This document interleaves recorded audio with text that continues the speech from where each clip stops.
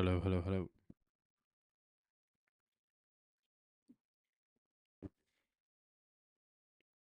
Hopefully you guys can hear me. Okay. All right.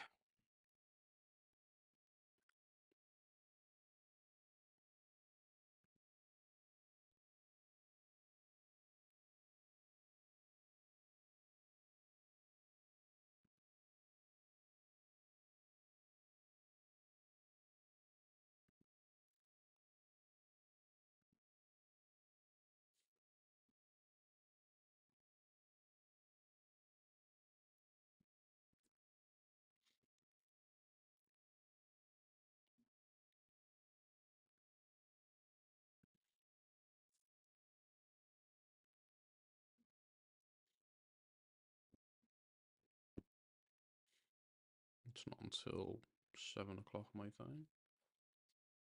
I know Nvidia, uh, their earnings come out later, so I think we've already seen a big sell-off at the moment.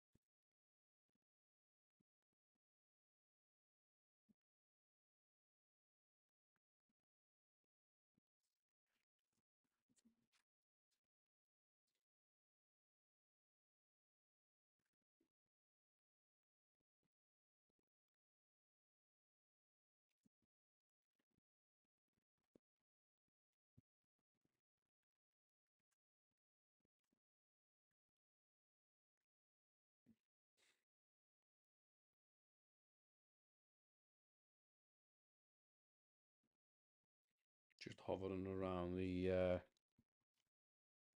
Let me make sure this is up as high as it can possibly go. Put that there. Hopefully that's a bit better.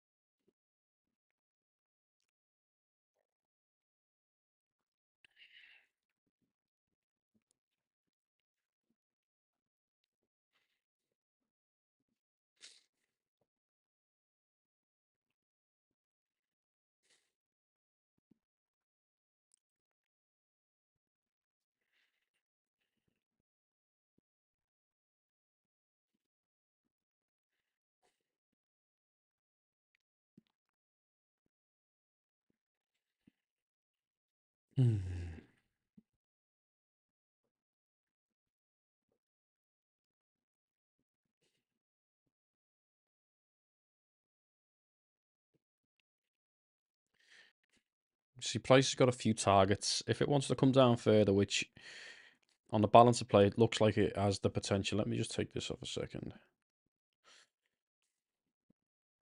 See, I look at that and I see, it failed to make a new high here.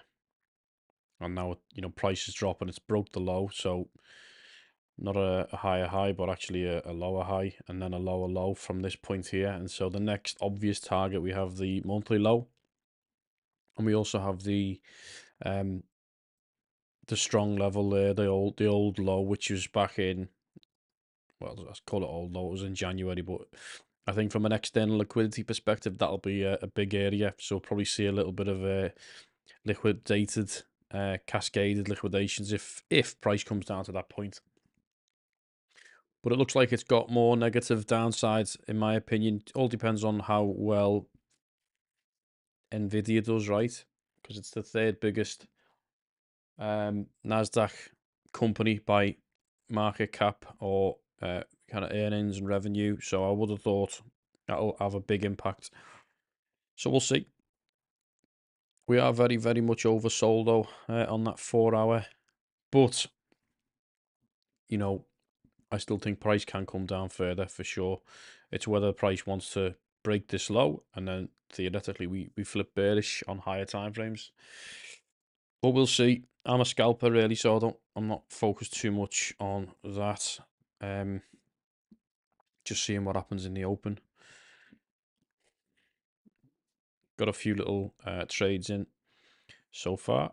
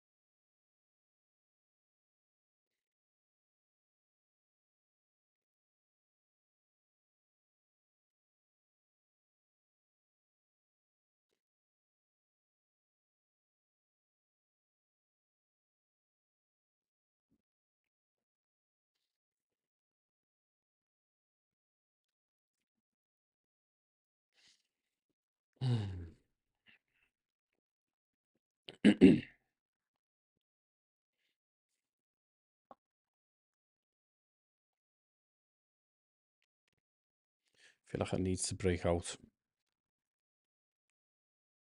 I'll take these highs. If we take these highs, then I'll leave it in play. Well, it's a little scalp. $200 maybe. Do you want to see if we can kind of jump on again?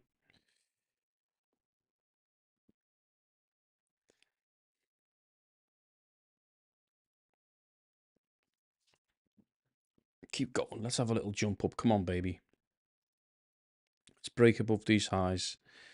Nice little bit of gusto. How long is left? Still a good bit of time. Let's have a push.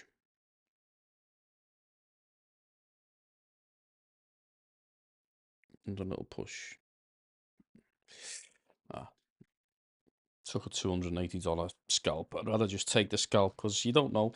A lot of the time when we're in this consolidation, it can break either way, right? And so always better not to kind of stick and hold on to these things too long because it can easily just spin the other way. I mean, that price may jump up here, but that's all right. We'll just wait for another opportunity to present itself, right?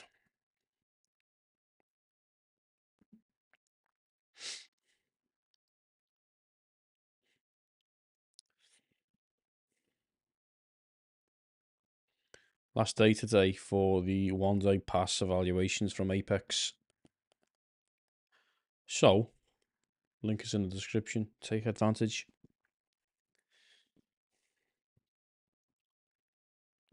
Oh, kind of feel like I should have held on.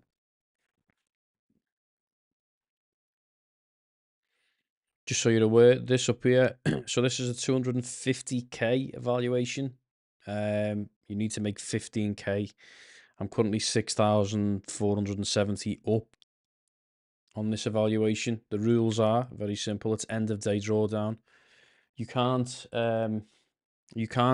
go more than 4,300 into drawdown by the end of day. Well, actually, at any point in the day, which I think is fair. And overall, you can't go more than 7,000 overall, which again, I feel like that's possibly quite doable in my opinion. So, not bad.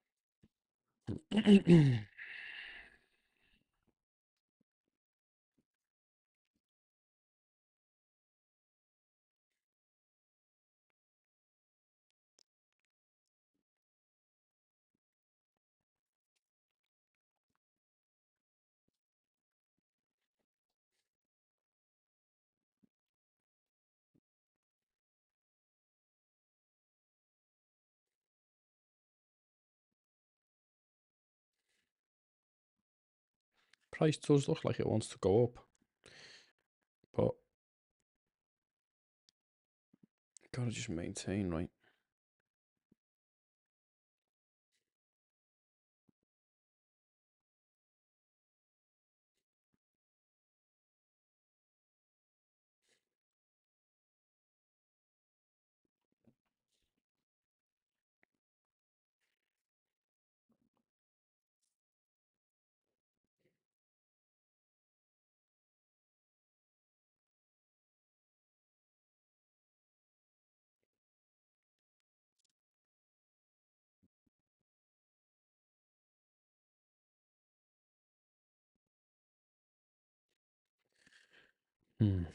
What are we thinking here in terms of price? Do we think it's going to continue up?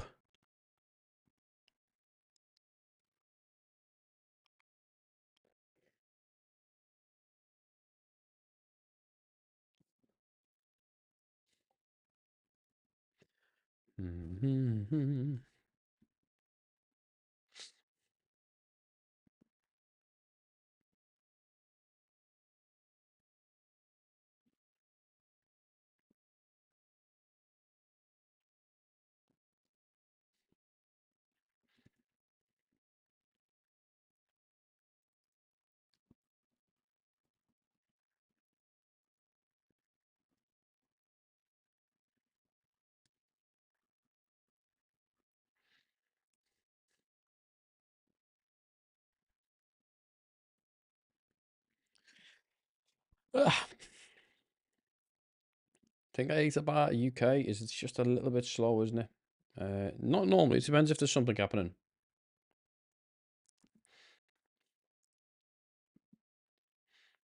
But we wait for NQ. Sorry, New York.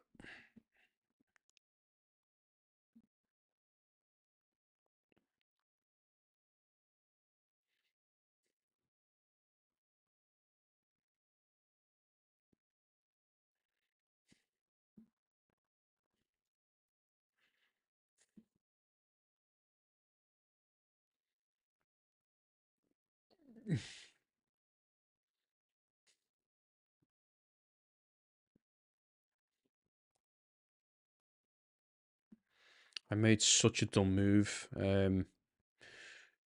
So at the minute, as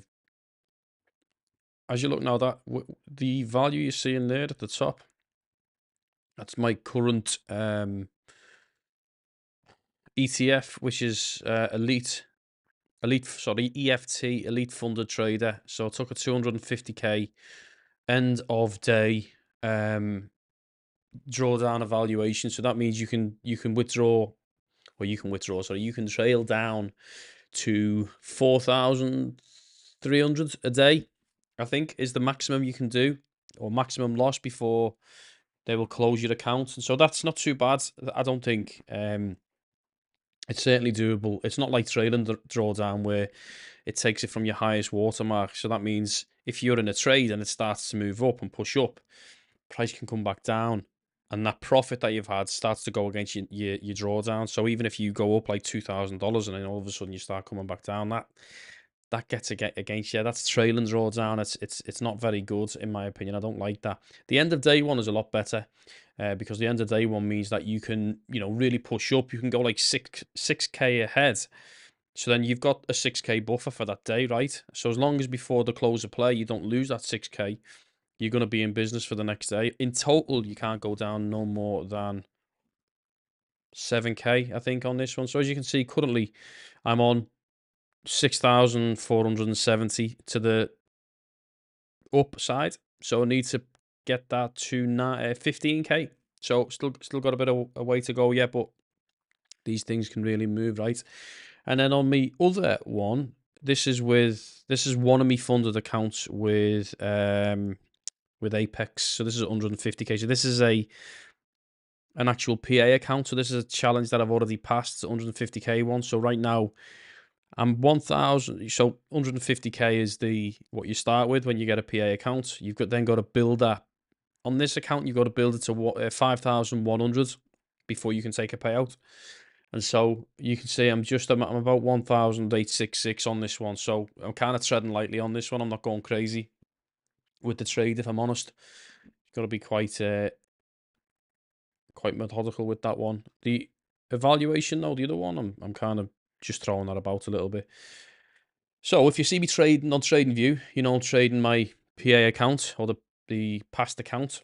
If you see me trading on this view, I'm trading the evaluation, which is the 250k evaluation. So I just wanted to kind of clear that up if anyone wanted to understand. There is currently 1 day left for the Apex funded trader 1 day pass evaluations. That means, if you go through an evaluation and you pass it, then you pass it within 1 day. The 7-day rule doesn't apply, which normally means you need to trade for 7 days consecutively in order to be able to get that.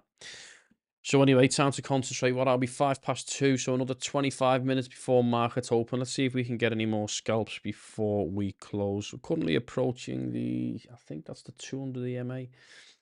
That's the 50 in blue. And we've got the VWAP, daily VWAP here. Let's just see.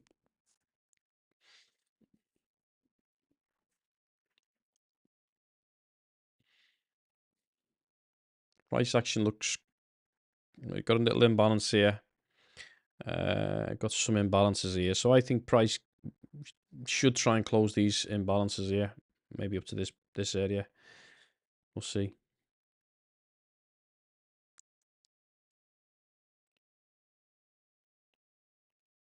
But you can see it's been respecting the VWAP quite nicely until such time that it smashed through this afternoon.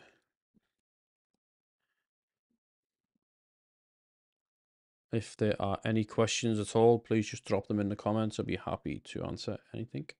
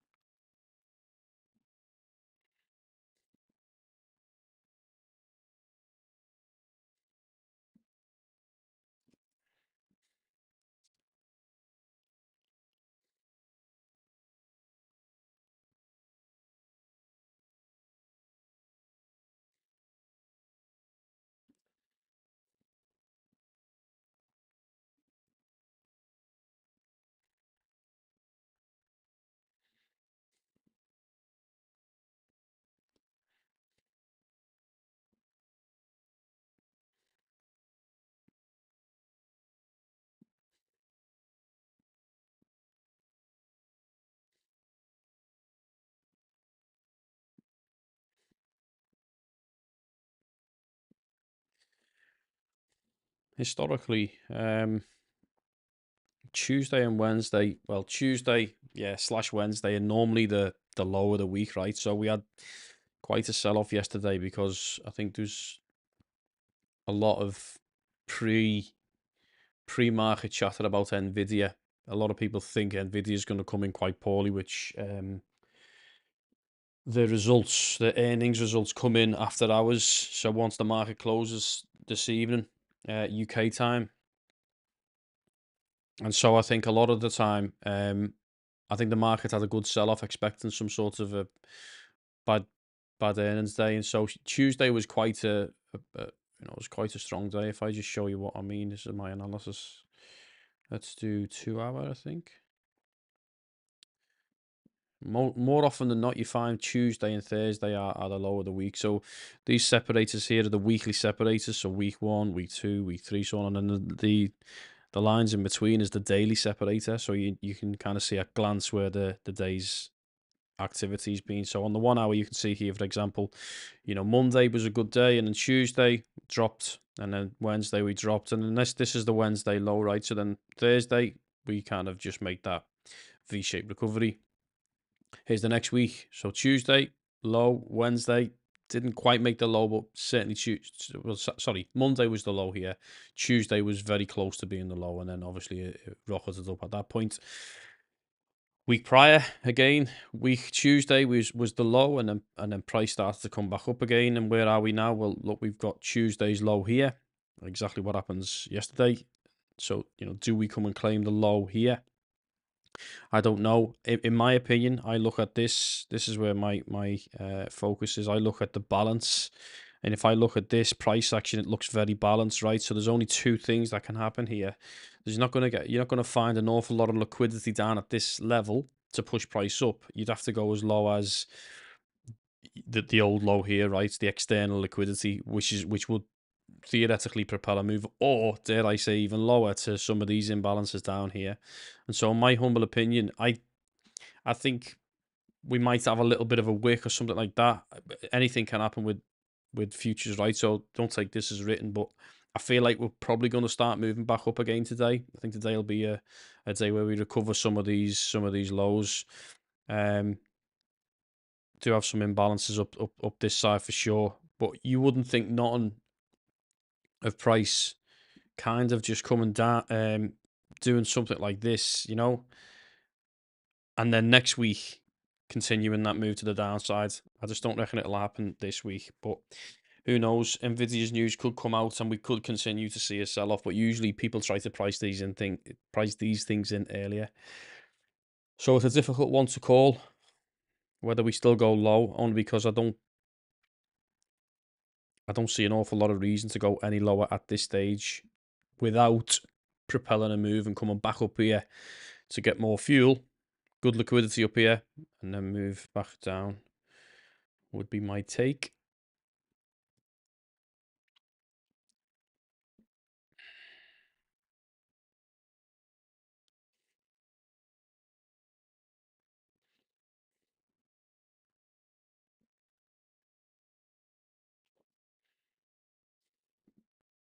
Anyway, back to the scalp. So we're just currently messing around at this 200 EMA on the 1 minute. Been pretty bearish all this week, to be fair, but I feel like we are going to move up before we move back down. Yeah, sorry, tired.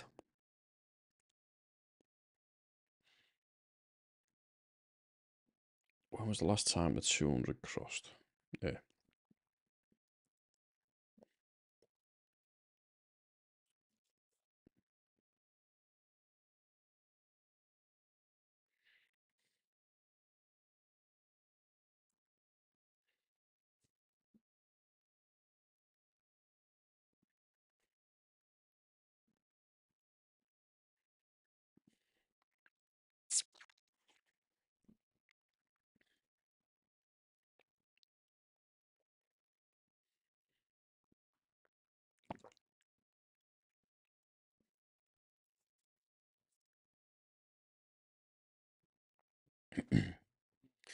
I might regret this, but I do think higher prices. I want it to have a little. I want it to come down here and close this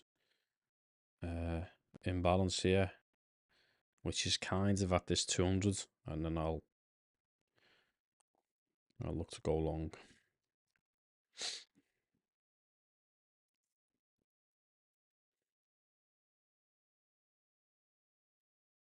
Having said that, we're coming close to the open, aren't we? Oh god, I just waited out. Sorry, I don't mean to yawn. That's really bad. Long day, man.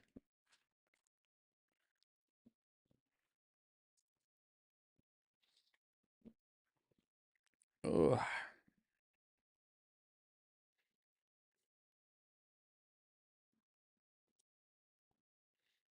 I feel like this is breaking out.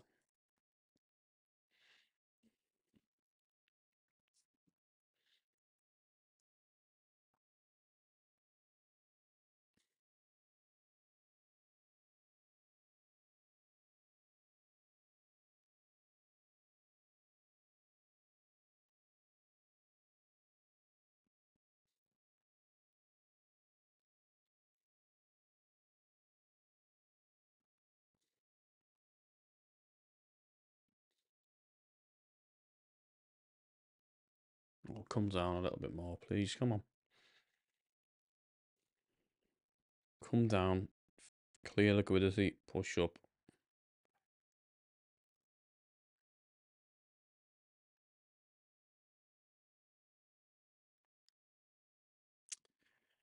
Oh, there we go.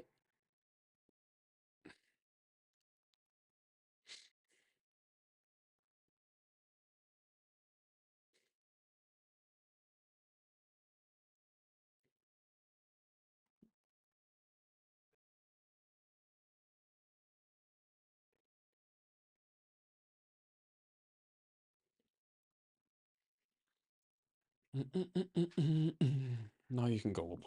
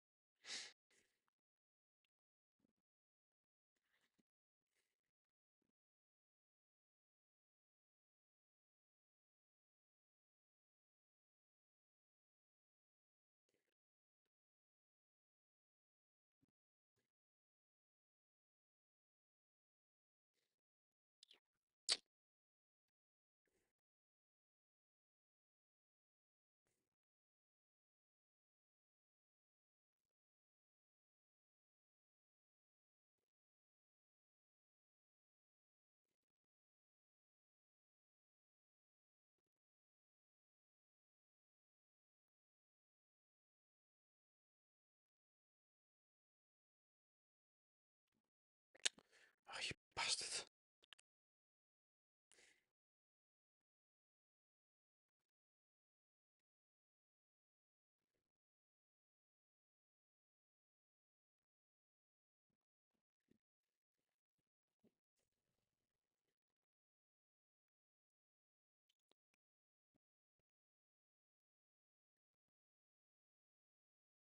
Just wanted to break here a little bit more.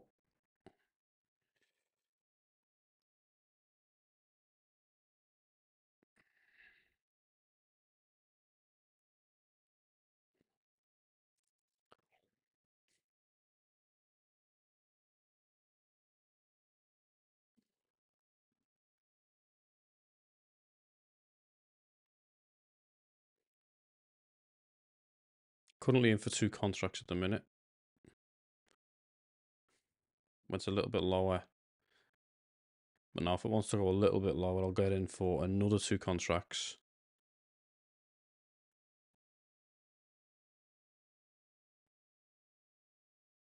If it breaks that low there.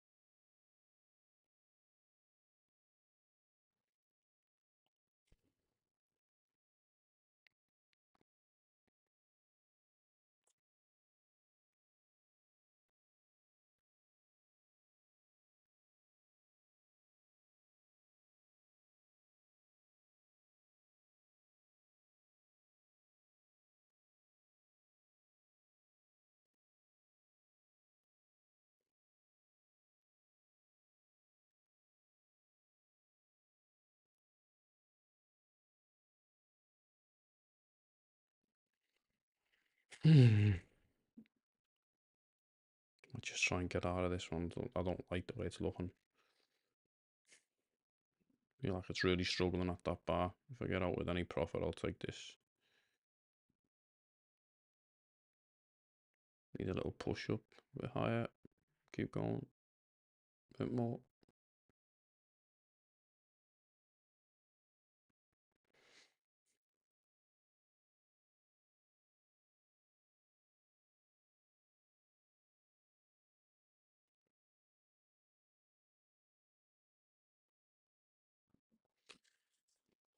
Got out at break even. Wasn't a nice trade. I just didn't feel you want to see a good reaction straight away, right? And I didn't get that, so better to get out of the trade than stick around and FOMO in.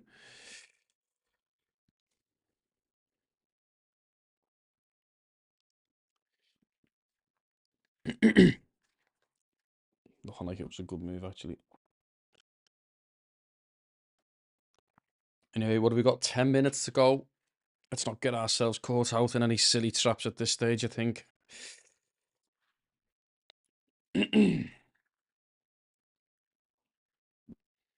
Right, where are we looking?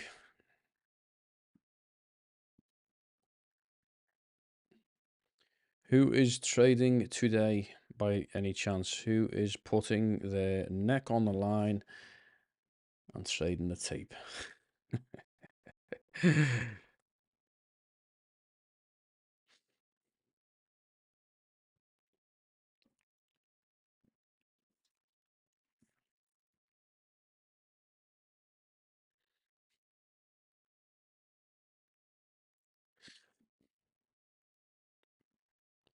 Who's currently online? Who's in the chat room? Anyone about?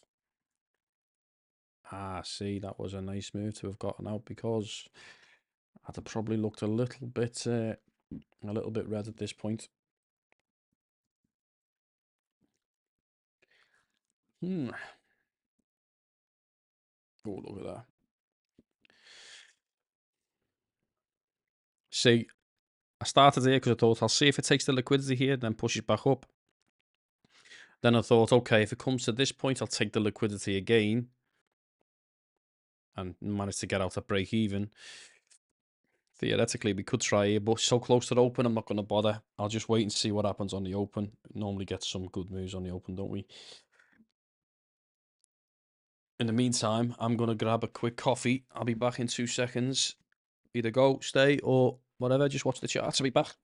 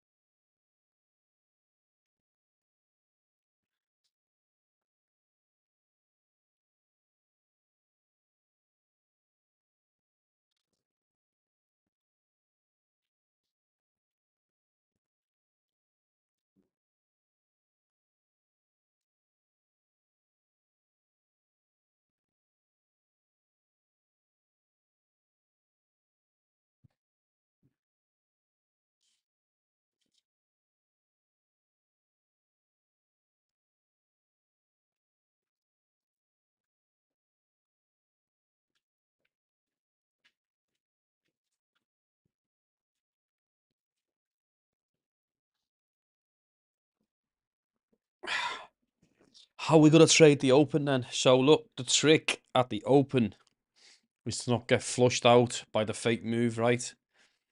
And normally I've got a good bias, if I'm honest. I normally know what I'm going to do at the open. This time I don't.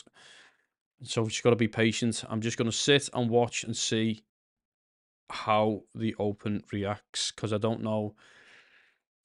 My mind says I think price is going to come up in general or finish higher. I just don't know if it's going to come down first or what.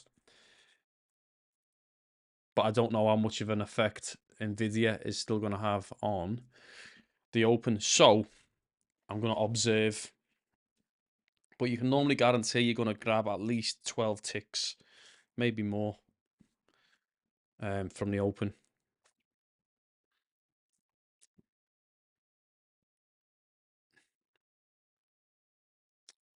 So we'll see.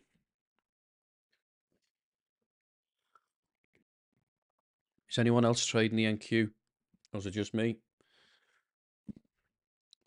Well, not just me. I mean, out of the 2 people that are currently watching. God, aren't I glad that I closed there. Sometimes it's not about the trade you take. Sometimes it's just about your risk management and getting out when you know things don't feel right. That would have had me buried underwater, I think.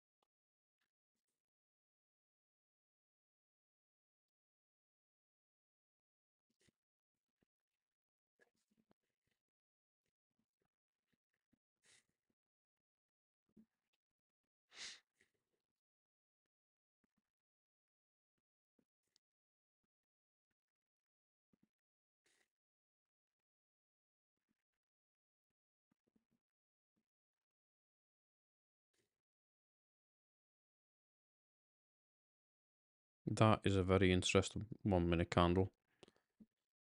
Volume is high, but price was quite static. That's usually absorption.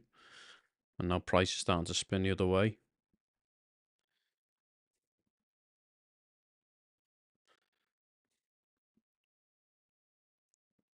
Don't put too much weight into the 1 minute, but... So what are we looking to target? Right, we're looking to target... If price goes lower, maybe somewhere down here, liquidity. If price goes higher, then, you know, ultimately we're looking for the London session and the New York session high. Sorry, London and Asia session. New York, what am I about? Asia and London, because that's clearly going to be some liquidity. If we go lower, I think already, yeah, Asia low has been taken already, right? Which is this area. So that is nothing there. The only place I could really see is down here. Some of these, you know, third VWAP, standard deviation bands. So let's see. A few more minutes yet. But I can't trade my elite funder trader on trading view. It's got to be done on Tradeovate, because the integration for Apex funded trader is done in trading view, so I can't use both of them at the same time, which is a bit shit. Anyway, let's see. Let's get ourselves prepped.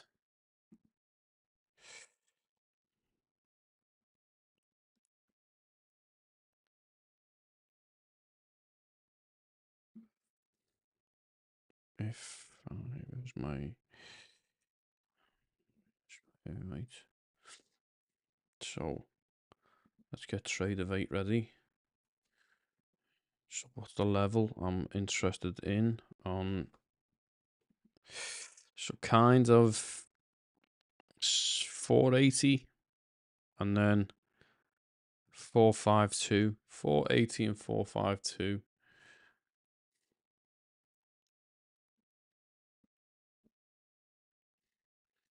480 and 452 the zones. So 480.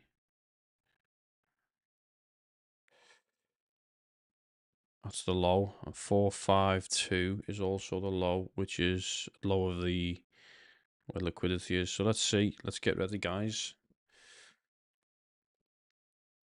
What kind of a move are we expecting from the open?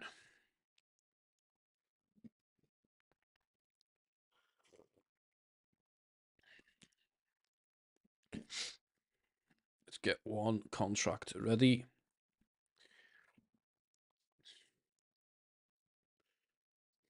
Okay, here we go. Big move down, right? So 152 is the low. 152 is here. Let's see. Is it going to take the low? Which is here.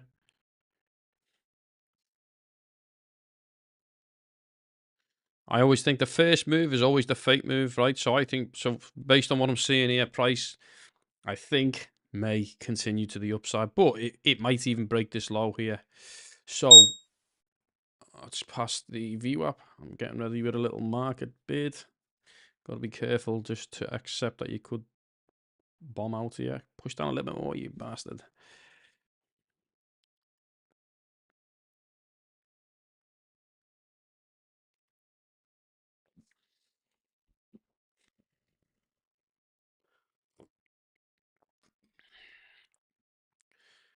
Come on, bit further down, bit further down, bit further down. Keep going. Push. Bit more, bit more. You can see it's really struggling. I'm going to... a bit more.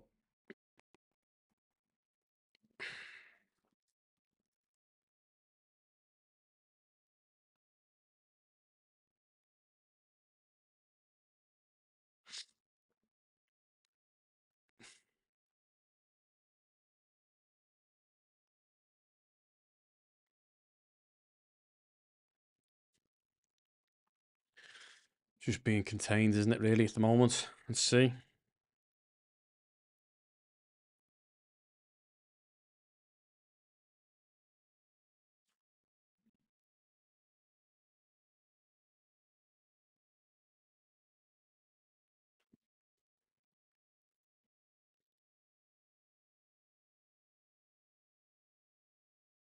I love the volume. Love the volume.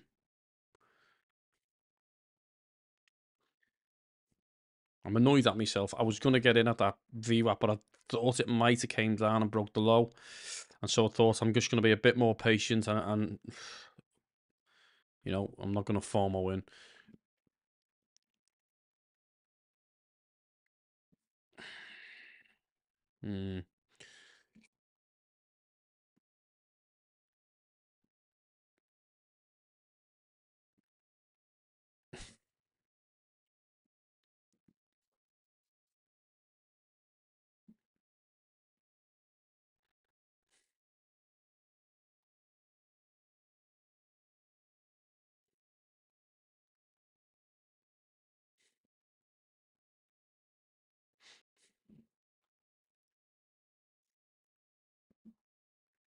Got it.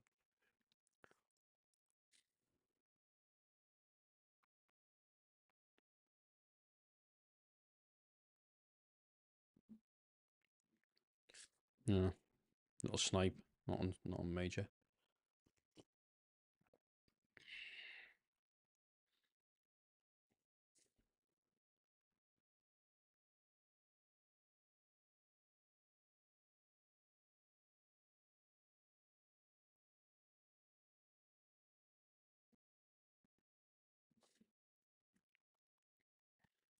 I do feel the direction is up, which is why I'm hoping it comes down a bit more, and I'll probably look to go long. Hasn't taken any liquidity from above, not even here. So I'd be surprised if the overall move is down without at least coming to collect any kind of liquidity at the top side, which is why I want an opportunity to go long. I would love for this to just take the low here. Be lovely, that 51, 52. And then I'd start to think about longs.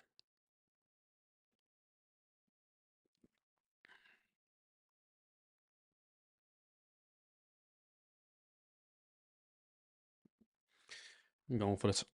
Come here.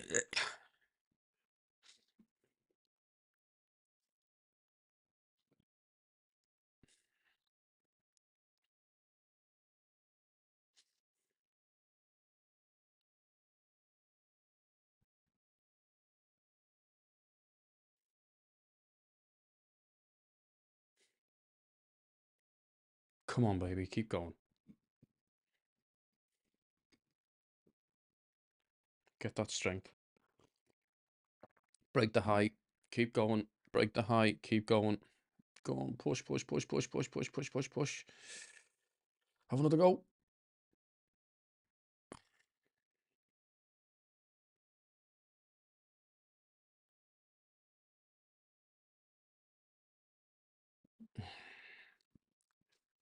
Didn't like it.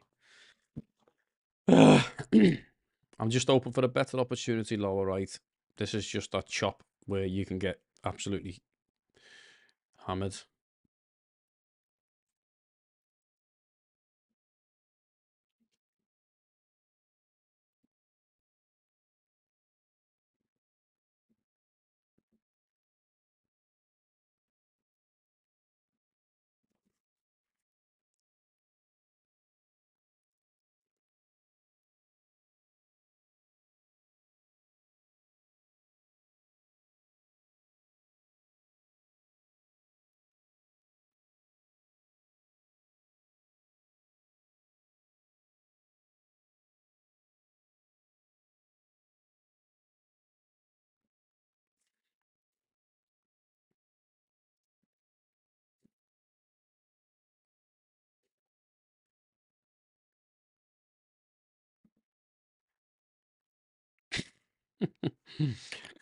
Thank you, Mikey. Thank you.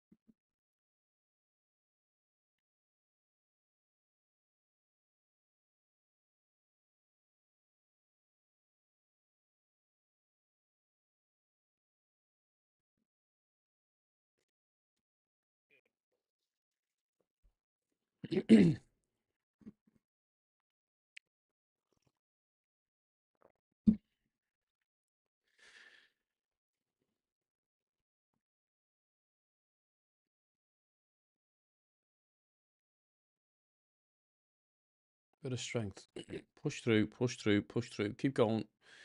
Keep pushing through. And again, have another push. Just, here we go. Top, top, top, top. Push, push, push, push, push, push. Break, break, break. Oh, damn. Just absolutely struggling to break through at the moment, isn't it? But, and I don't want to get caught in the chop, so let me just take. Oh, not yet.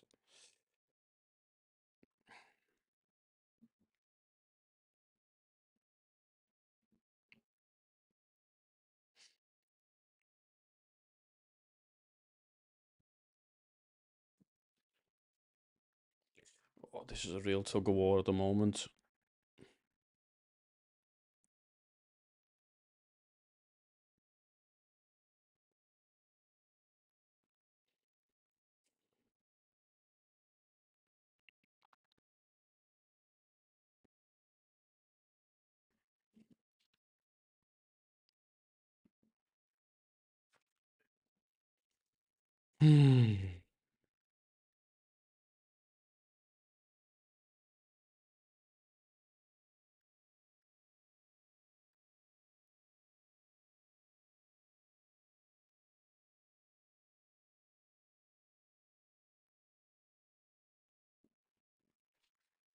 Just getting out a couple of, I think, $300.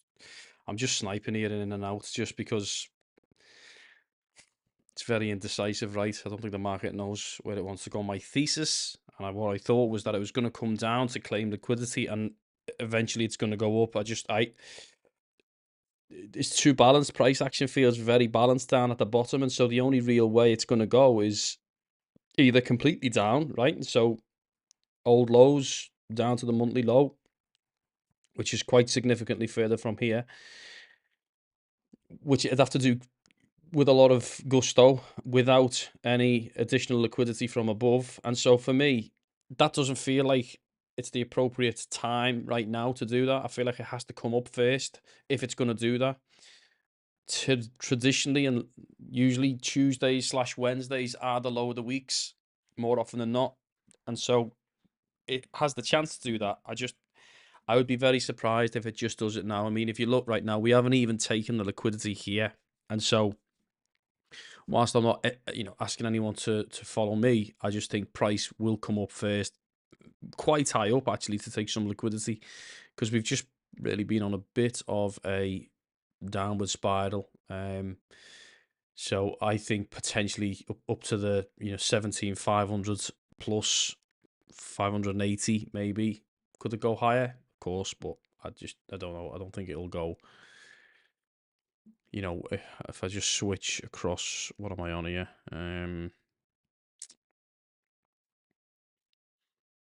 OBS. Where am I on? If I switch to TradingView on here, like I think go to the 30-minute maybe. So look at that. Let's get rid of some of this mess. You guys keep your eyes peeled on your own charts. By the way, I know it's a risky time, but I think for me, I think price is probably going to end up back at that 1780.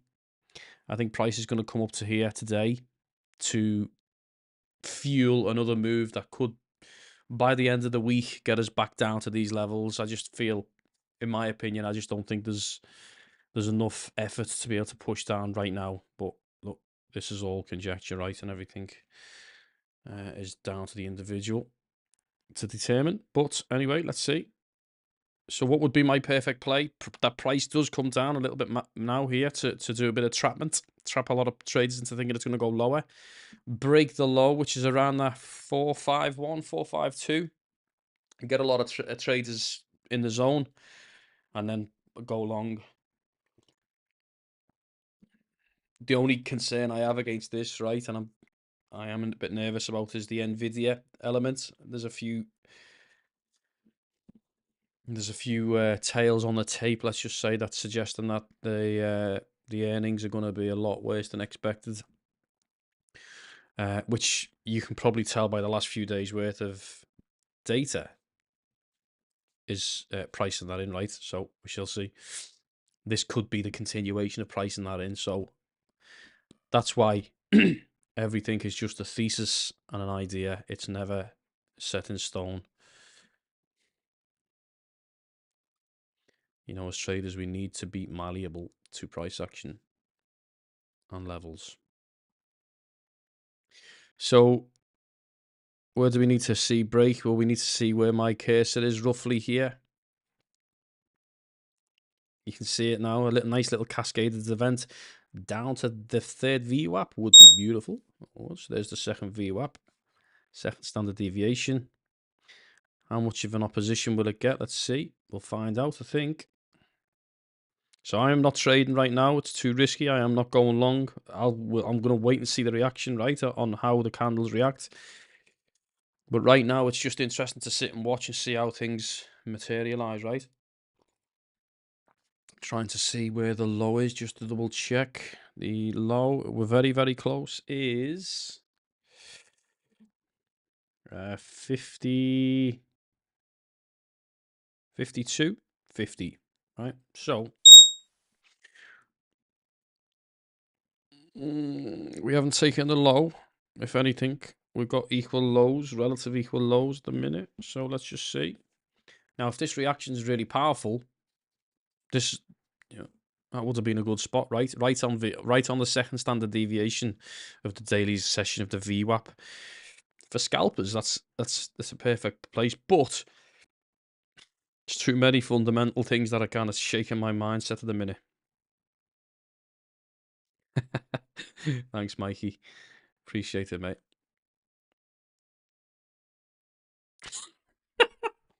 Oh, stop it, Mikey. You're going to get me wet.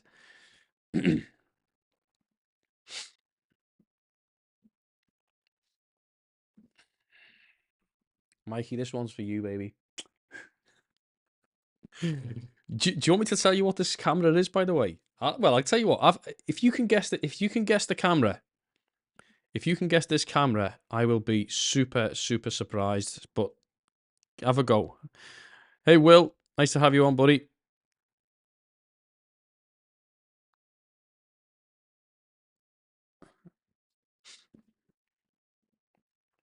Mikey, please tell me you can guess this camera. I'll be so happy. Hang on. Let's just check. No. No, no. Do you want me to tell you what this is? This is iPhone 14.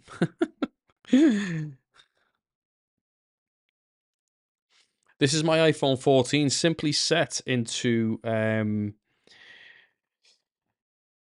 there's a mode called continuity camera, and so you can use your phone's camera, not the FaceTime camera, but the actual back camera, as a proper camera for the phone. It's awesome. It's definitely the light, mate. It's definitely the light.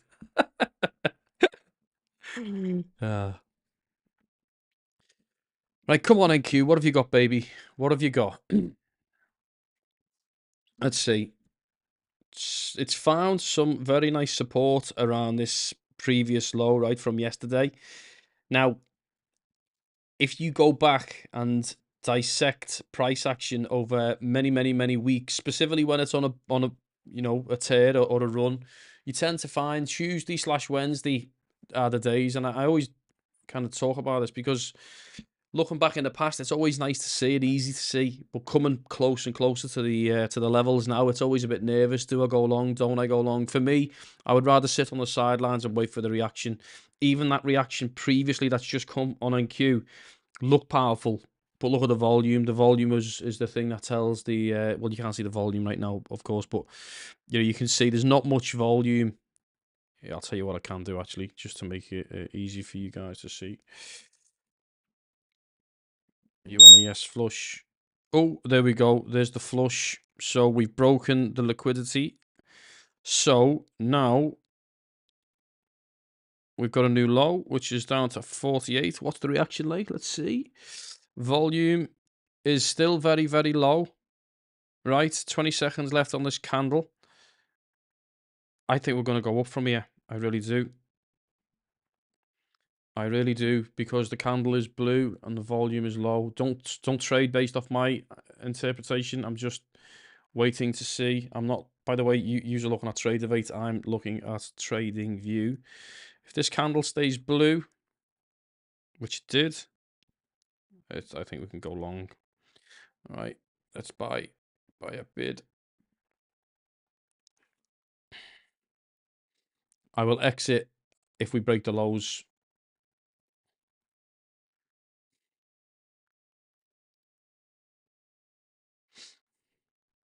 If we break the lower, I'm going to exit out of the trade. I just feel like the candle was the clue.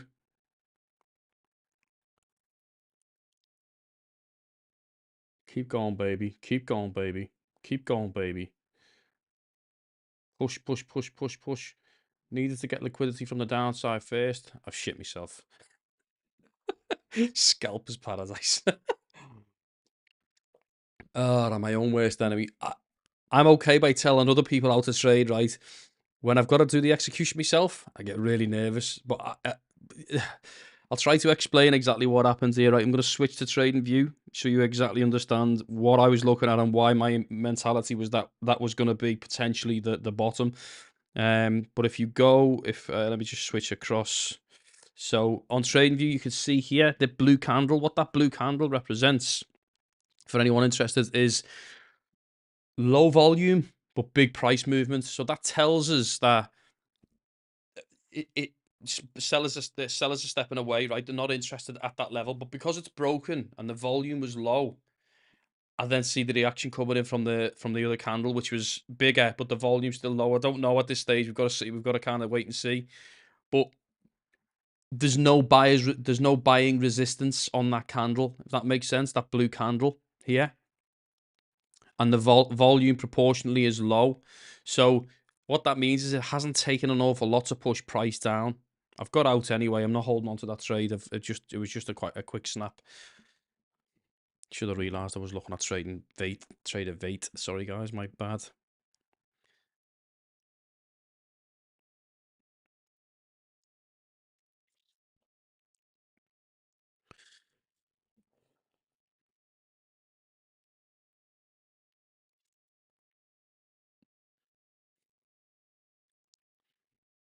For anyone interested, this is my elite funder trade, elite funder trader, ETF, EFT, whatever they're called, basically. But it's a 250k challenge. I'm up 6,857, so I need to get to 15k to pass this challenge.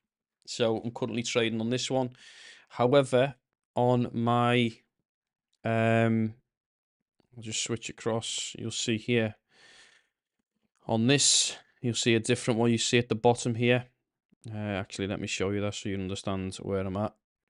If I bring my trading panel up, you can see this is the Apex PA. That's, for those that don't know, that's a past evaluation account. So it was a 150k challenge that I passed. Currently, I'm 1,866 up on the challenge. I can withdraw once I get above, well, it's $5,100, right? So once that account gets to 155, 100, I can then withdraw. The initial one's 2,700, and if I'm honest, and I would say this to anybody who's taking a funded challenge: get your money out when you can. Don't keep paying for the valuations, because trust me, you'll pass them, and then you won't make your money on your evaluated on your past account, and then you'll pass another evaluation, and each time you're converting these evaluations into paid accounts, it racks up the dollar, right? It racks up quite quickly, and that's what I found. I was passing a lot of challenges, but then failing the PA account, and that's because of the way I was trading. And so the way I trade now is pretty aggressive, genuinely pretty aggressive on evaluations, but really reserved on the actual funded accounts, which is why this one I'm currently on TradingView trading on. I'm low ball. I'm waiting for the not volatility. I'm waiting for the craze to die down a little bit and pick better opportunities. But on the on Trader8, I'm currently just trading my evaluation with elite funded trader. So I just thought I'd mention that. So far, so good, though. I kind of felt like that was going to be the bottom. I was feeling it was going to be the bottom. I'm clearly not that convinced, though, because otherwise I'd be in with a long, right? But it was a mental kind of thought I had, based upon how the volume and the candles were spaced.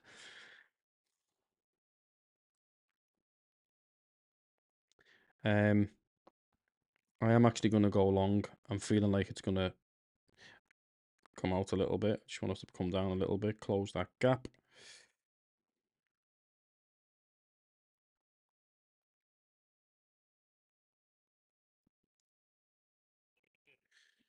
So we'll see. My stop will be here if it breaks out.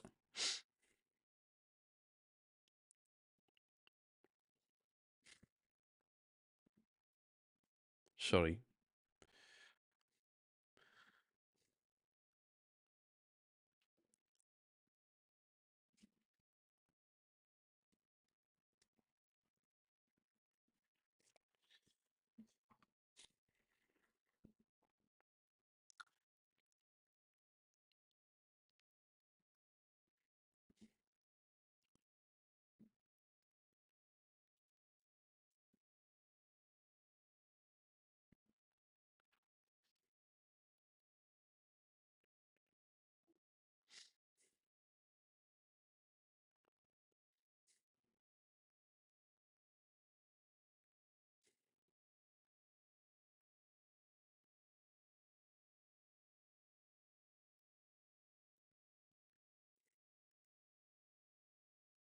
I'll double back on there, just if anyone was wondering, because it just closed the gap. I got one order in, and then I waited for the price to break or close the imbalance on the 1 minute, and then opened another order, just if anyone was wondering why I done that at that point.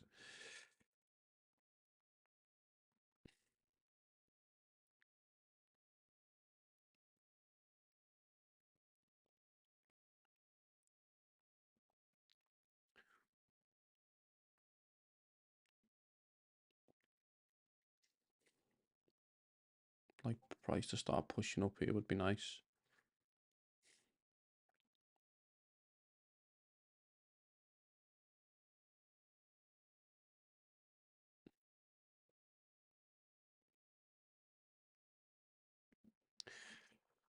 Okay, up to 7k now.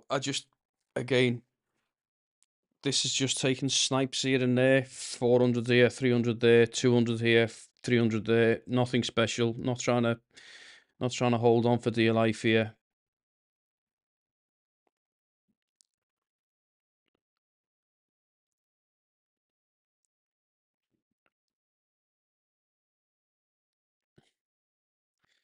You got that pivot right below for NQ. Yeah, let me check that out. Actually, that's a good. Do you know what? I love pivots, and I, used to incorporate them in pretty much everything. And it's something that I just completely forgot to just even check. Even if you're just checking it once, just to kind of map out the zone. Let me just have a quick check of that. Actually, Mike, it's a good shout, that, Mikey. If you're watching this on YouTube after the fact and you're wondering how this conversation's gone on, I'm conversating with my buddy in Discord, and so the Discord link actually is in this is in the information of the or description of the YouTube video. If you guys want to join the Discord server, completely free. We all talk about traded challenges, funded ideas, trading exercises, everything. So feel free to kind of jump on board. Always nice to have some new friendly faces. What I was going to do? So, quick check at CPR. Actually, so look at the pivot points. Oh, look at that move. I had that trade and I just let go. See it through, Macca. See it through. Okay, so I think what you're going to say here, Mikey, is there was a pivot right at this low here. Probably be absolutely spot on.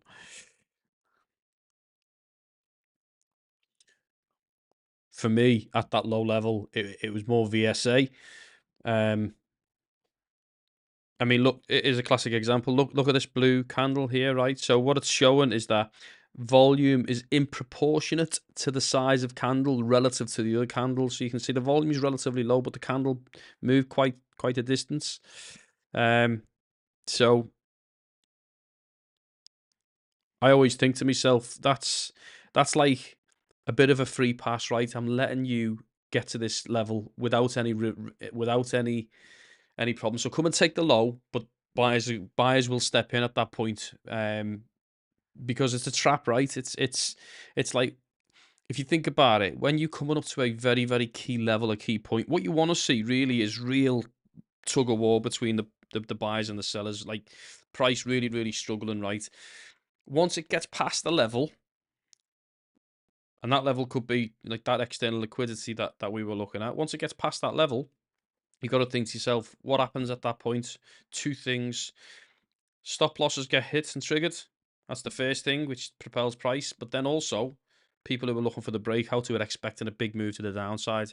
So if anything, what you want to see is reaction and activity, not a free pass. So when you see a free pass where the candle size is relatively long, but the volume is relatively low, then that tells you that actually there's an acceptance that value is going to be available, that the pass is going to be allowed at that point. Trap, bang, everyone's caught, and then price is going to start going up. That was me mentality at that 1 minute candle when I saw that. That's kind of how I was thinking about it.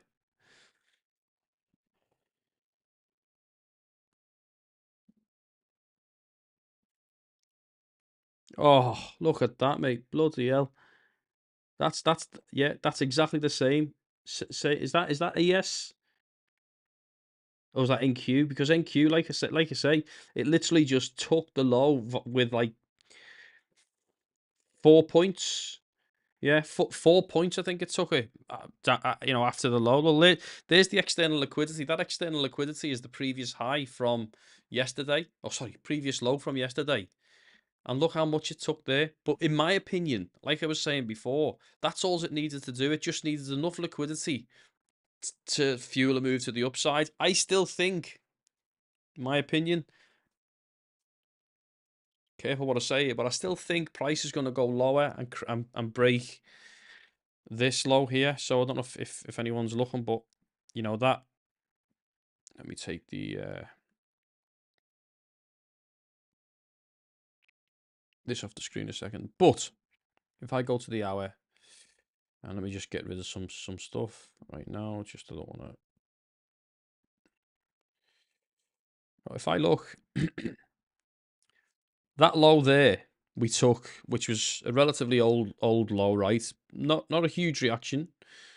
Took out the low, and then today by about 4 pips or four points, $4 or however you want to call it, we took the low from there. Now, in my opinion, we have, I think, where's the monthly? Let me just double check. It's not that one, sorry. It's the all in one. Yeah. So we have the monthly low here. So not, by the way, all of this, I don't know if you can see this on my screen, but all of this is balanced, right? There is no imbalances. Everything is like relatively balanced price action, which means, in my opinion, liquidity wise, you're not going to find a move to draw down here at this stage. I just don't feel like, in my opinion, there's nothing down here that's going to fuel any kind of move, which is why, if it's going to go down, it's going to target the monthly low, because that's certainly going to have a lot of liquidity resting under here, or even the old low from end of January, which is quite some time ago, at least 3 or 4 weeks ago now. Which, if it does break this, by the way, we've then got imbalances down here. We've got imbalances down here, and then we've got the structural higher term time frame, like 4 hour low, down here, which is right down at that 16 odd. But there's a long way for it to go before it gets there. So I'm not analysing it, that far down the leg. I just think the way I would think price moves and how market makers would want to move is right now. There's been very, very little retracement. We've got a clear. Where's my screen gone? Got a clear equal high here. What's that normally mean? Pure liquidity to gather for later, right? So we've got equal high here. We've got a nice consolidation area here with some imbalances to the upside. If we're going to come down and claim some of these areas, there's no way it's going to do it on this move today. If anything, it will come up, claim some liquidity from up here, and then drive prices down, which is why I said at the start, I think price will probably come down. I didn't even think it was going to take liquidity here, but I thought if it's going to go up higher, it would make sense to come down and get some liquidity, which it's done. Now I have a new weekly low. And so I think price for me, in line with the fact that usually Tuesday/Wednesday is the low of the week, I expect prices to probably come up to here now. So what my mentality now for between now and the rest of the week is really just to continue looking for highs, waiting on pullbacks and getting in on a long move. But nothing longer term, just kind of small. I'm assuming also, Mikey, that yeah, that's a good point actually about the FOMC minutes. That is about 4 hours from now in my time. I'm assuming, Mikey, you will have closed your runner from yesterday now with that move at break even, right?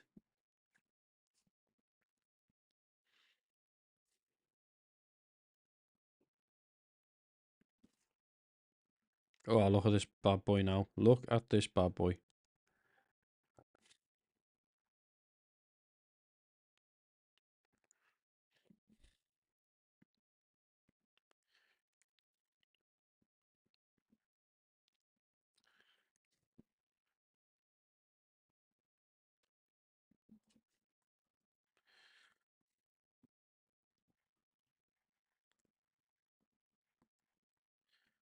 He's a lovely guy, Will. In the comments section, he's I think it's the same guy who's in our Discord server. Just very pleasant. There's also another chap, Jake, who messaged me this morning. Funnily enough, he's from Australia, and he's taking a funded challenge with Apex, and it was a 50k challenge. And yesterday he passed his challenge, which was phenomenal. I was so pleased for him because his thing that he said to me is he always gets really really nervous as he approaches the kind of final hurdle, and I understand what he means. As you get closer to passing your evaluation, yeah, it gets a little bit kind of squeaky bum time, and so he passed. I was so pleased for him.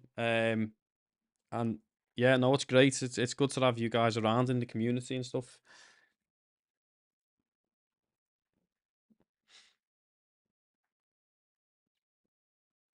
So we've taken the VWAP.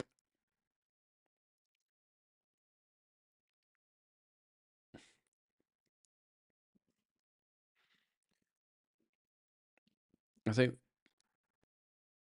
we've probably gotten over the madness. So things might appear to calm down now. So just waiting for a little bit of a pullback. Although it looked like ascension has commenced. Let's see.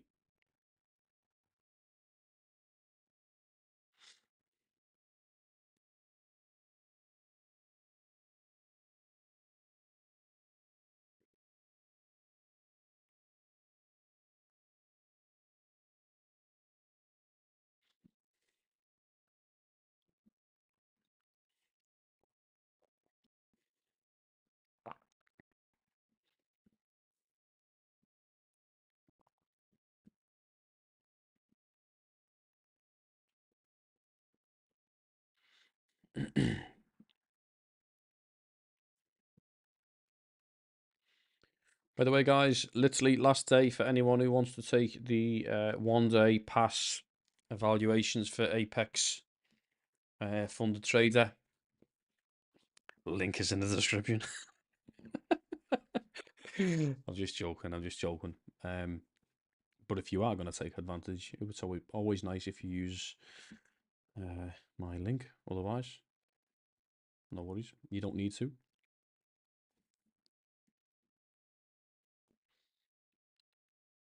Just some thoughts, by the way.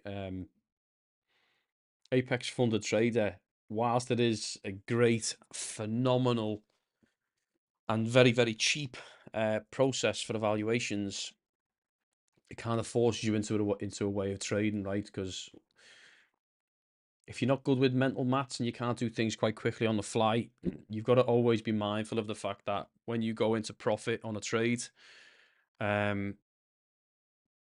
that trade starts to go in. If I say if you go, I think on it, let's say on a 50k challenge, you can.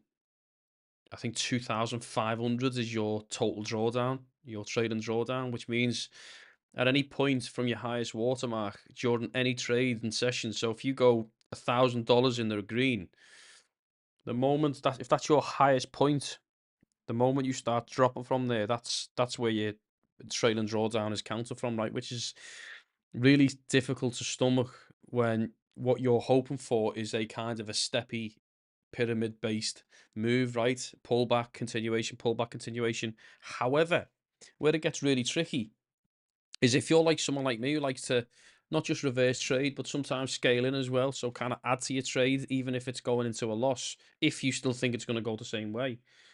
Well, what that does is obviously adding contracts into that. If you've gone from one contract and then it's gone down a bit, you've added the second contract, then maybe you've added the third. You're three contracts deep, then you go into profit, right? And then the moment you're into profit, each tick value is a lot higher. And so you've got to be really careful that if you go into profit, rather than you're now probably not in a position to hold too much longer, because as price continues to go in your favor, if you don't take profit, price can quite quickly come back on you. Now, I'm not being funny. 3, 4 contracts, it's very easy. If you catch a real runner, it's very easy to get $2,000 or $3,000 in front for sure on 3 contracts.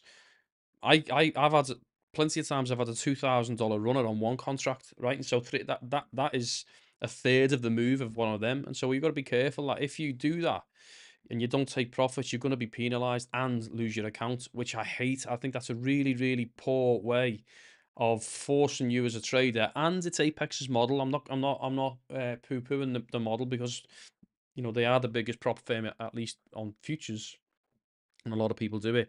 It's just it forces you to trade a specific way, right? Catch runners, take profit early, don't hold on to lose, don't hold on, don't try and go for the swing moves. That's why if I look at the likes of, say, Elite, and again, I'm not promoting Elite or any other prop firm, by the way, because I've never had to pay out from them, so I can't say if they're good or they're bad. I just like the um, end of day trailing draw, or so end of day drawdown, because on that one, it you haven't got to worry about the inner workings of how the day goes. Price can go right up, go down, go up, go down, go up, go down. It's not taking your high watermark.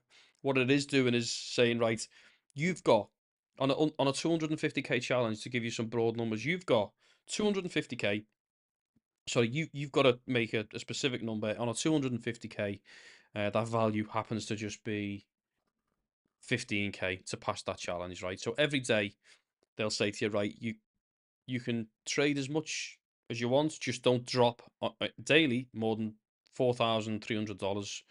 And so what I like about that is if I go $1,000 up on the day, I've now got $5,300 that I just make sure that I don't lose in that day. And if I go 2, 3, 4, 5k in the green, I've got like a 10k buffer that day, which you don't anticipate losing, but it's trading, right? So you've always got to be careful. And so that's really beneficial to the trader like me, because it means that if I want to hold for a few hours, I can without worrying about getting snagged by that drawdown. So they have the pros and they have the cons. However, in my opinion, I think that EOD is a much better way to trade these prop firm challenges than the trail and drawdown. That's my take on it.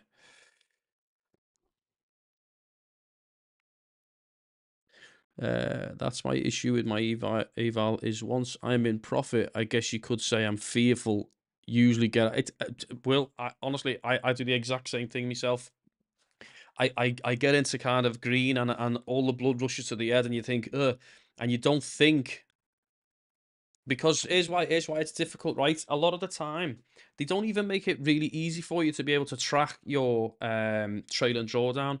Like, most people, they want to trade in a platform that they like. Now, I don't know many people who would actually want to trade. I mean, what you're looking at right now is Tradeovate. I wouldn't trade on Tradeovate if you paid me. If it was the last trading platform on earth, let's just say, right, I'm trading it because I've got no other choice. Because for some reason, I can't. The integration to TradingView via Elite doesn't work. I don't know why, but it does on Apex. And so I'm trading Apex through TradingView, but on Tradeovate it doesn't. But if you look on if I show you, the only way to track, and this is an end of day one. This isn't a trailing drawdown, but if you look, sorry, at here, this is the only way on the Apex one. This tells you what your current trailing drawdown is. I don't like to have too many things open at the same time. I just want to get me head into the zone of trading and just trade.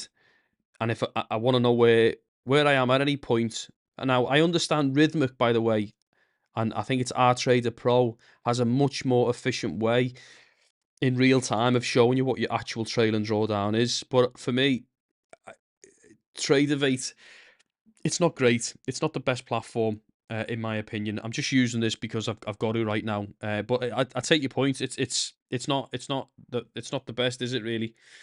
Um, those trail and drawdown ones, but the balance, the offside to that is that ultimately, if you get a 90% discount on Apex traded funded trader, you're picking up evaluations for next to nothing, right? And it kind of promotes, I think, aggression. Even like the 1 day pass, right? What does that tell you? It's about giving it gusto, right? But equally, because of the consistency rule, you would be This is why I find this so counterintuitive. They want you to trade aggressively on the evaluations, which is why they're doing these 1 day pass and blah blah blah. But they don't, because of the consistency rule. They don't want you to do that during your proper trading. So I that always kind of doesn't make sense to me, if I'm honest. But you put your money in the machine and you take your go, right?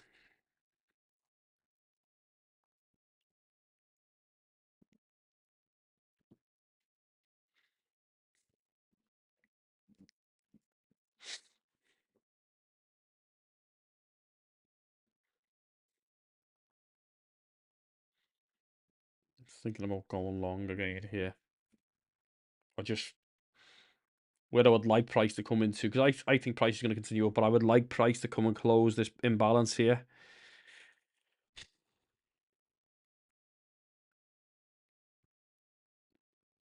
Kind of where I'm targeting.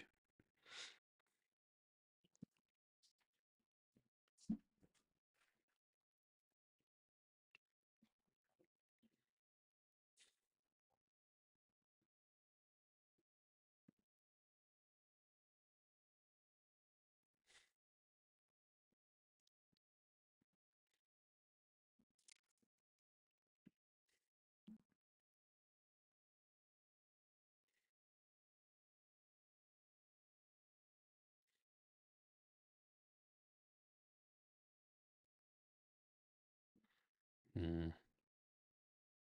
It's actually a well defended area. Actually, thinking about it, you've got some nice support here on the 1 minute.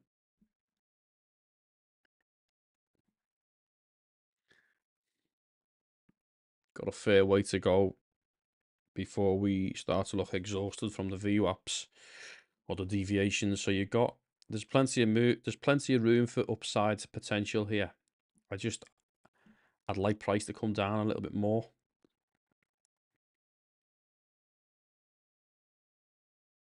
Just don't FOMO in.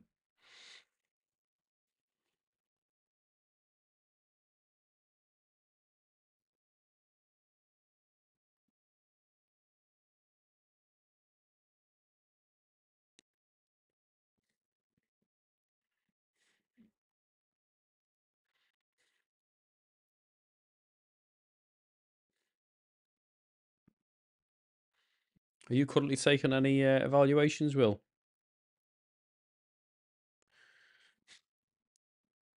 So besides the blue candle, was there any other indications to you that price would move up? Well, yeah, bigger picture, right? So let me just, I'll if I go to, where are we? Let me just change. I'll change across to my trading view platform so things become clear, right? So the initially, right, my mindset's kind of more macro style rather than kind of just thinking minute by minute. I thought to myself, right, because this whole zone here, right, was very much a well held. We had where was it now? What are we on? Let me go on the 15 minute. I think it might be a better way to show this.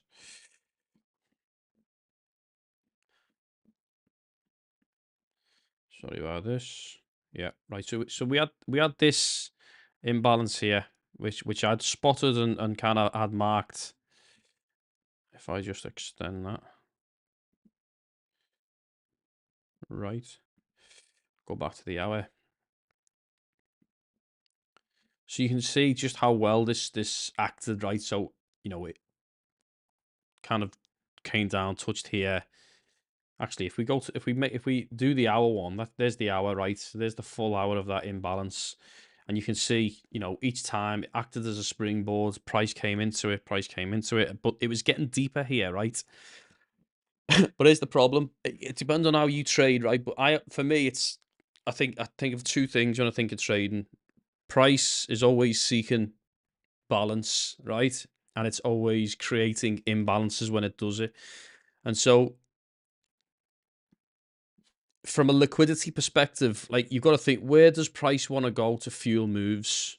Because finances that we're talking about, though, it's like it's nothing, is it? But when like hedge funds and all these kind of players are in the market, they're moving markets with billions. And one of the most, it was a game changer for me when I kind of not just realized it, but fully understood what this means, right? So like when you think of liquidity and you think of the order book, more importantly, you think if I want to, if I'm managing hundreds of millions of dollars worth of funds on behalf of a lot of clients because I've got huge hedge funds, and I want to make small moves, right? I want to go from A to B, and that could net me $5 million in profit or whatever. On an order book, there may be so much liquidity at that price, and so at that price, if you think like liquidity, like you need to generate. If you want to place that order, maybe you're trying to place an order for 100 million in buy orders on the futures, but there may only be 10 million at the price that you want to buy it. So there's a 90 million gap there, right? So that means if you try and buy 100 million and there's only 10 million at that current price level, then you're going to get what's called slippage, right? It's going to and the spreads is going to really go huge, which means it'll soak up all of the order book, which means that your price, so say the price was here at 17,452, your average price might be closer to 17,533 because there wasn't enough sellers who were willing to sell to your buy. And so that was a significant thing in my head when I thought, right, that's really interesting. That means that in order for hedge fund managers and the bigger players to place orders and try to get, which is effectively going to move market, because that's what moves price, right? Every time a buyer meets a seller, or a seller meets a buyer, that's effectively what's moving the price up and down on the order book. If there's liquidity there, it'll get moved. So with that being said, that made me think. So we've got to think about liquidity, why it's important for moves to happen, or what areas in a chart to have liquidity, so that when bigger moves happen, there's enough liquidity to generate for those bigger orders that really push price up. And so that's why I was thinking to myself, once we take the low here, right, price has been going down, down, down, down, down, right? So for price to continue to go down, it has to go up to find the liquidity to be able to keep pushing price down, because the order book gets thinner and thinner and thinner as it'll go down. If there's no one selling, right? Because obviously, not if prices keeps going down, then the order book's just not going to be as efficient at that level. And so what you look for, there's two things: there's internal liquidity and there's external liquidity. And so all of this, right the way down to, well, this point here, that's a low, right? That's a significant low. There'll be a lot of liquidity underneath here, right? But it's only going to be people buying, not people selling, because theoretically you'd probably think that people are going to try and catch the reversals, or it's going to catch stop losses. So people who are stop lossing here, which were buys, would effectively be sell orders. So I was thinking, is price going to come all the way down to here? Well, for me, for it to travel that far down, there's no imbalance. There's absolutely no imbalances on price. So when you see imbalances on the chart, what you think? Like, for me, I think liquidity, right? It's resting orders. It's where price went that fast with such a big order, right? Because it's institutional usually. Yeah, for price to move up as fast as that does on a 1 hour chart, that's a 1 hour chart. I hope I'm not rambling here, but it's a good theory and touch point to talk about. When price moves like that, that takes a lot of liquidity to move the price that high, and so that to me feels like institutional, which is to say, if institutions like hedge funds have placed their orders in and around these zones, then theoretically they should get defended. And so there's probably going to be liquidity down here.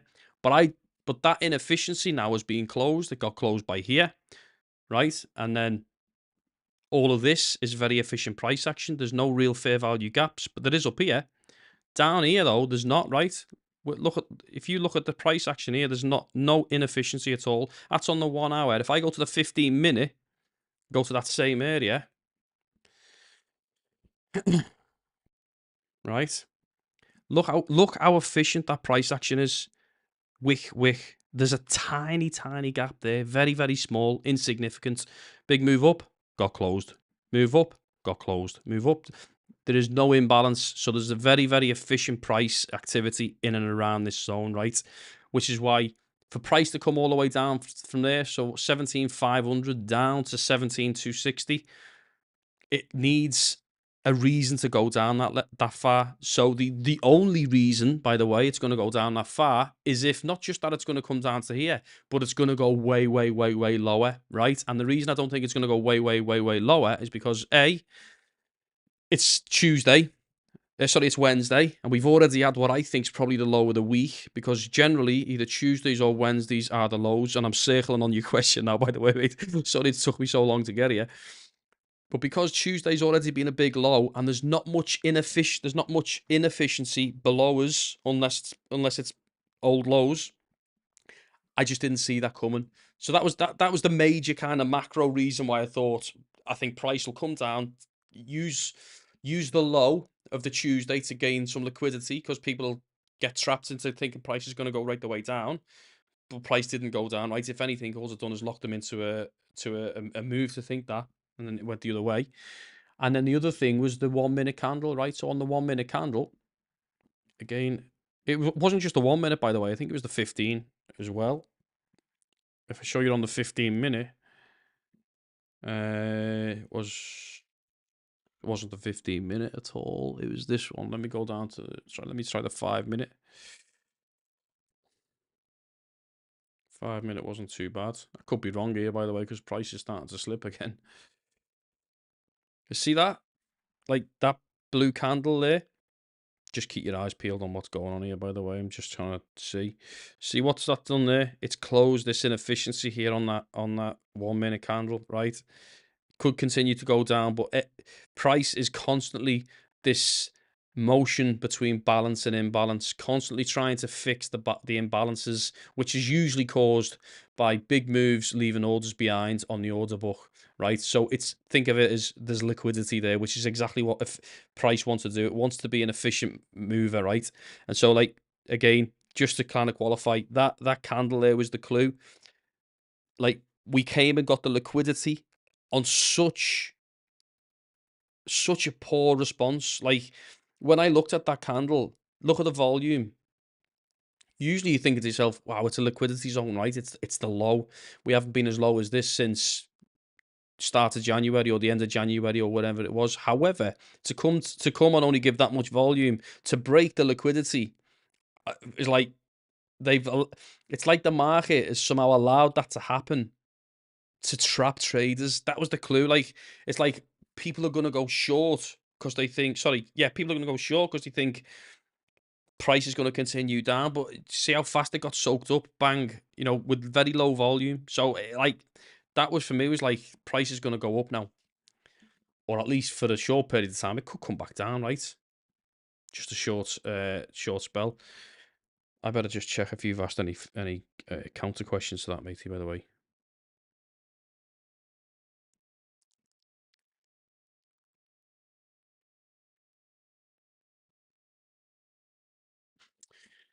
Yeah. Let me just shut these curtains a minute. It's a little bit messy.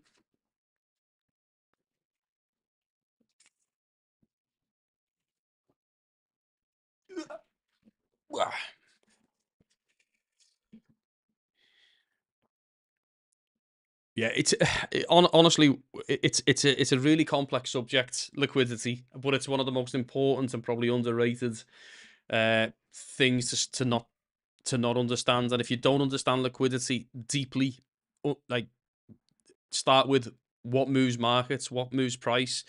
They're the three fundamental things that you just need to understand. And once you understand that, and understand that big players don't like to play in illiquid markets, meaning because the amount of money they're moving, they want to get best price and best amount of volume to move the price without causing slippage. And it's really a lot of it's to do with that. Banks, institutions, it's all the same. And then that effectively is what causes your order blocks. So when you get a big move, that area is usually well defended, because if it's institutional, and the clues are big movements in candles, then that's really what you want to be seeing. Something's happened here, though. I can see right now we are starting to come back into that zone. So we may not be done yet. I said at the start of this conversation that my big concern is there seems to be a lot of negativity towards Nvidia. Now, I think negativity in the sense of earnings. The earning report comes out tonight after the market closes, right? So I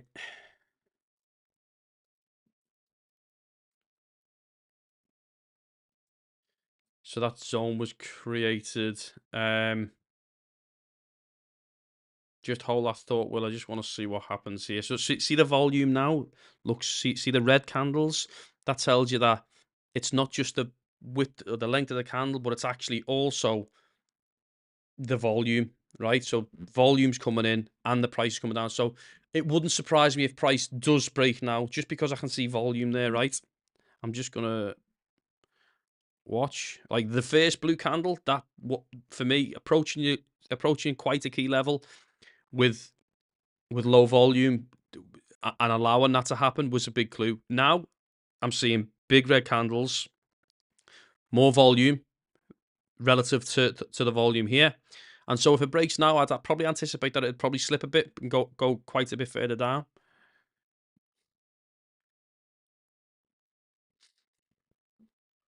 Just watching it.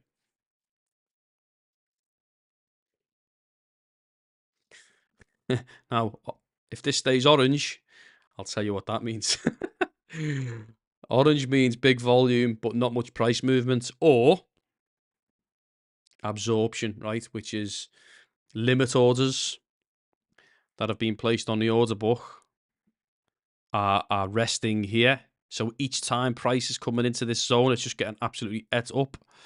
And so, so we've got two clues now, right? That this is a good area, or at least at this stage is a good area. Let's not try to get too ahead of ourselves. This zone, because they allowed the price to slip at this point to create the liquidity.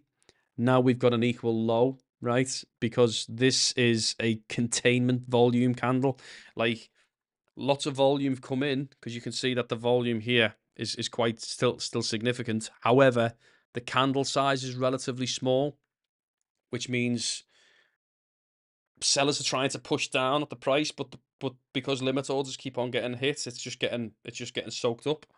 I hope that makes sense. This volume suite is an amazing tool just to kind of start thinking about it. In general, red means high volume, high, long candles. Green, and that's to the downside, red.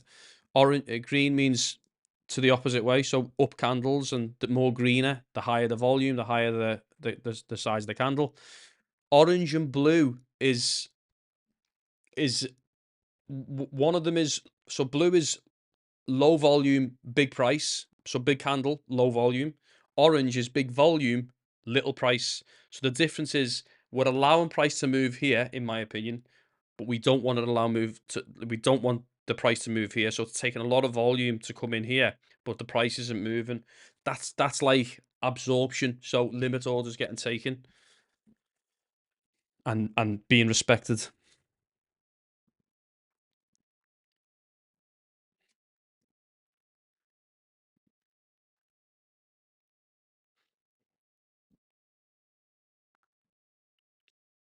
I don't know if I've answered your question there, by the way, Will, on the 15-minute candle.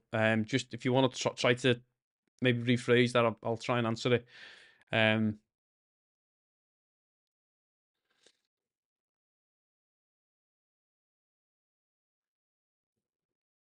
Yeah, best tools for any price action trader is understanding liquidity. Where are the zones where liquidity is high, and why is that important? It's like, so what? What's the significance of high liquidity areas? Really, all you need to think about is the market wants to move into zones of high liquidity because it's much better for bigger institutions and bigger players to trade, to get the trades on and off, which is why once you hit a good zone, price will either go up or down at that zone, simply because they're not going to get hit with slippage, and the spread. So it's just it's a better place for bigger players to trade. So what that does for us as retail traders is it kind of tells us the zones to stay away from, right? So where do we find liquidity? Well, we find liquidity. Like that. That was a bit of AI, that, by the way, that little thumbs up there. But we find areas of liquidity on highs and lows, so market structure. Externally, so when you find your pullback higher, pullback higher, pullback at those highs and lows of the pullbacks, is always you're going to find liquidity. So for institutions and stuff like that, that's where they tend to be wanting to place their trades. And then internally, so within them ranges, so once the rocket's left, right, so it's pushing up after the pullback, during that move to the upside, which is normally expansive, you get big candles, it leaves the inefficiencies behind. So when you look at, like, if you look at this red candle here, this is inefficiency, right? So there to there, that is an imbalance, right? There's an imbalance between the price where, and you probably know this, by the way, I'm not trying to teach you to suck eggs, but the pin bar here and the pin bar there, they haven't overlapped. So the middle candle, that gap in between those two pin bars means it's inefficient in terms of the price. That area here, there's probably orders left behind that wasn't able to get filled because the price slipped just too quick. And so it's classed as inefficient, right, or imbalanced. And so price always gravitates towards these. I tend to focus on 15-minute imbalances more than the lower ones. But if I'm scalping, I'm looking for these areas where I'm thinking about getting in and getting out, right? So liquidity, again, highs, lows, session highs and lows. So Asia high, Asia low. London high, London low, New York high, New York low, previous day high, previous day low, previous week high, previous week low. All of these are significant, usually external based liquidity, where you find a lot of liquidity, and price will often, once it's claimed one of those zones or areas, will often reverse from, right. That's primarily the case because it's looking for getting in at a place of high liquidity, get a big trade in, and then price will often just shift away.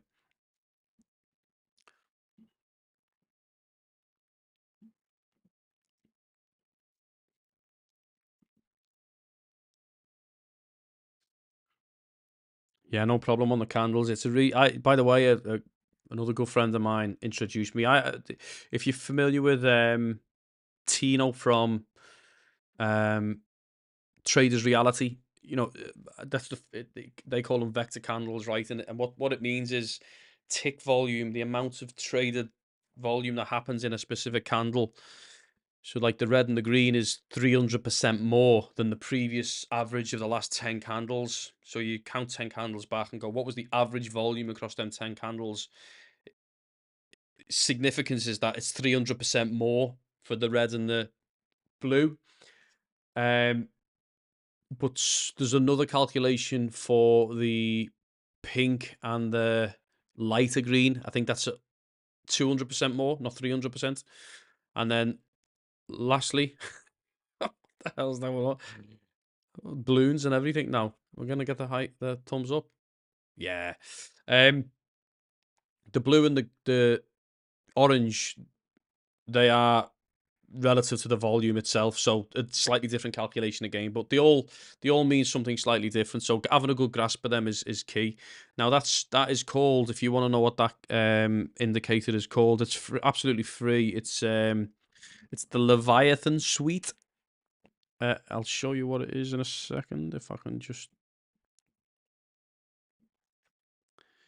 It's spelt Volume Suite by Leviathan. Leviathan is spelled Leviathan. Volume Suite by Leviathan. It's a fantastic tool set. That was given to me by Kick, another chap in our server, actually one of our co-founders. So really, really good. So not been too bad of a day for me so far. I think I'm probably up. Let me see. $925 on a day.